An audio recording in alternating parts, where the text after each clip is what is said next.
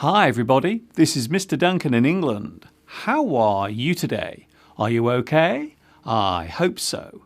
Are you happy? I hope so. Today I'm going to talk all about talking. I'm going to encourage you to discuss discussion. Today we are going to have a conversation about conversation.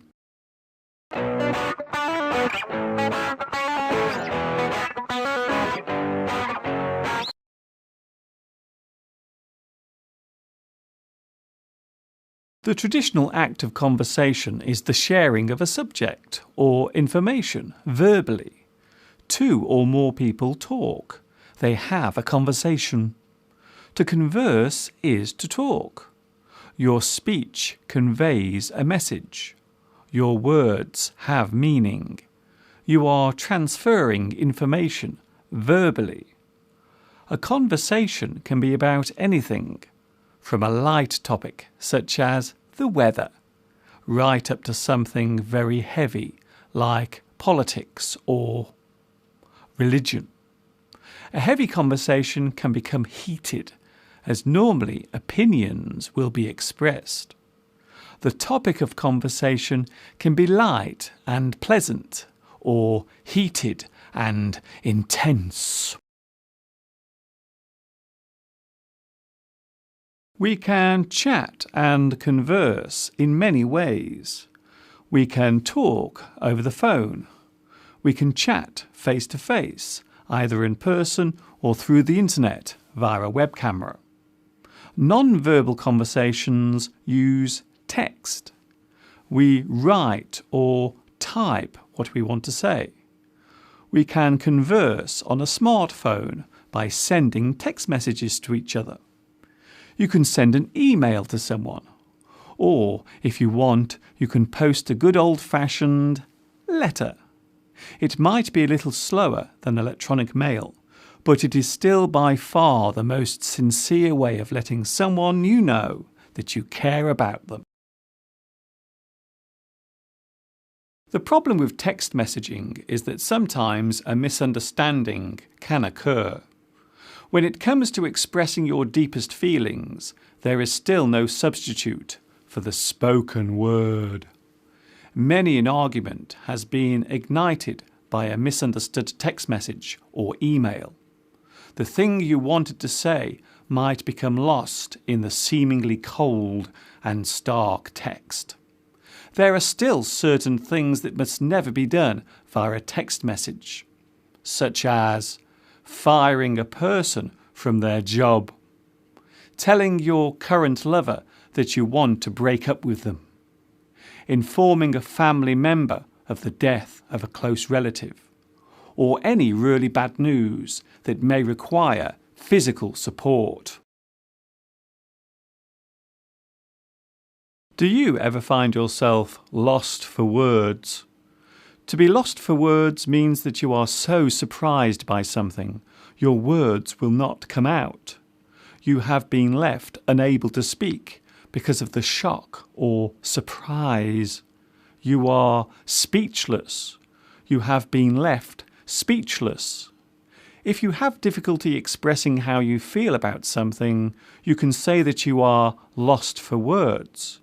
You cannot find the words to express your emotions at that time.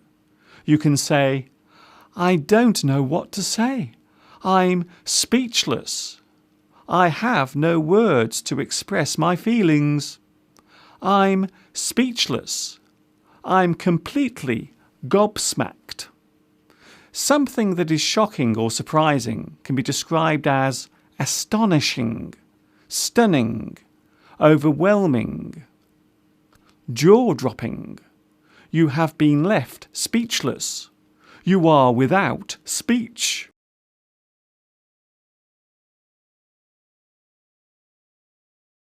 There are many ways of expressing the act of conversation. You can chat. You can talk. You can have or hold a discussion. You can have a chinwag. You might stop for a chit-chat You can natter for a while. You make polite conversation. Some people seem to have such a great way of expressing themselves verbally. They always know what to say. They are so eloquent and fluent. A person who talks confidently, with ease, can be described as having the gift of the gab. They are very persuasive. They use words in such a way that you cannot say no to them. It can also be used negatively to describe a person who talks too much. A person who keeps forcing their opinions onto others might be described as a loudmouth, a big mouth, a motor mouth, or a windbag.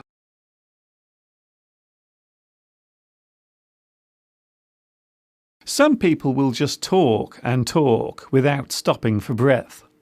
This type of person cannot keep their mouth shut for even a minute. He or she is a chatterbox.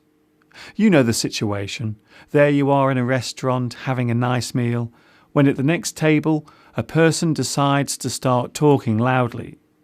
He or she is talking endlessly.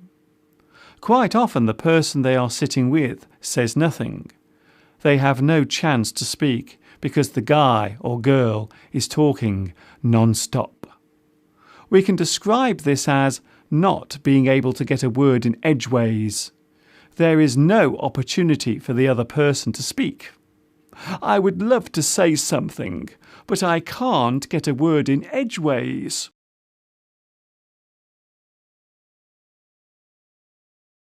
Have you ever been in this situation? Have you ever been with someone who would not stop talking? What did you do? Most people will just sit patiently and nod politely, when what they really want to do is punch them in the teeth.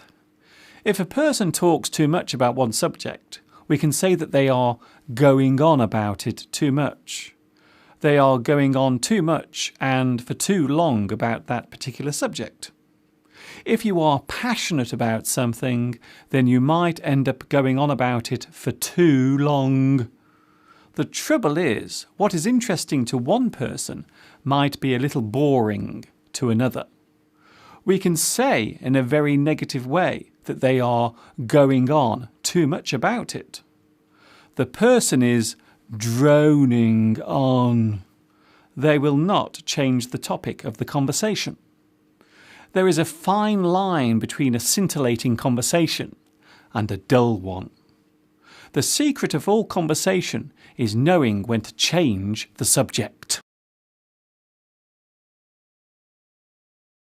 Do you ever find yourself talking with someone who is obviously not listening to a single word you're saying? They are not hearing a word you say. Perhaps they have chosen not to listen.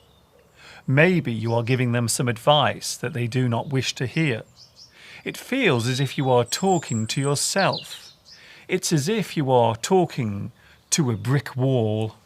In fact, you might as well be talking to a brick wall, as clearly the other person is not listening to a single word you say. Oh, I give up. Talking to you is like talking to a brick wall.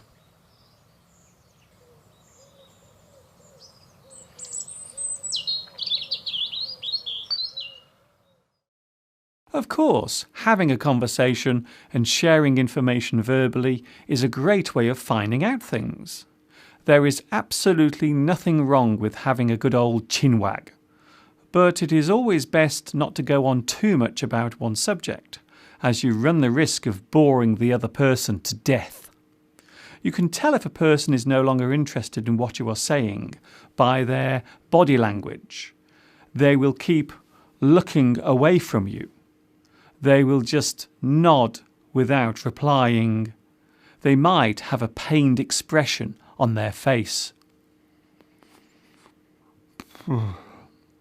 The secret of all good conversation is knowing when to stop.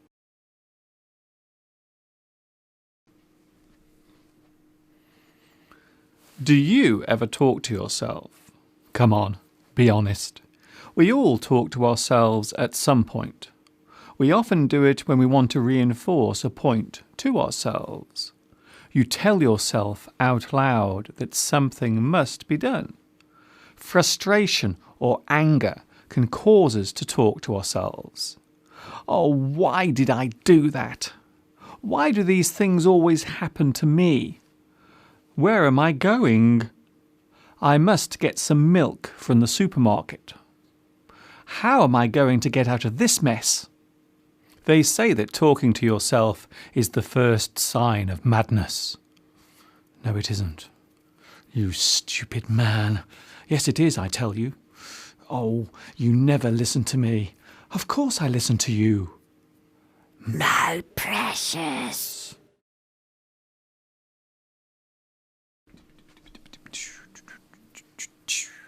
Well, it's time for me to change the subject now, because my time is almost up.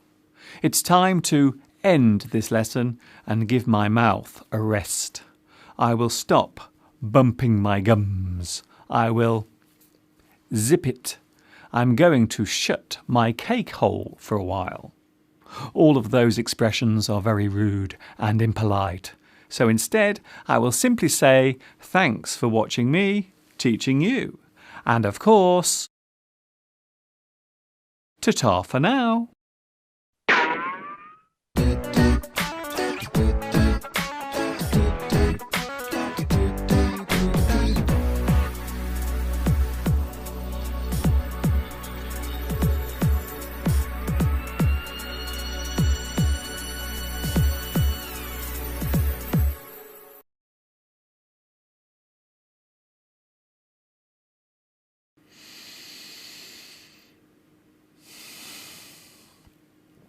I'm a little worried that punching someone in the teeth is a little too violent.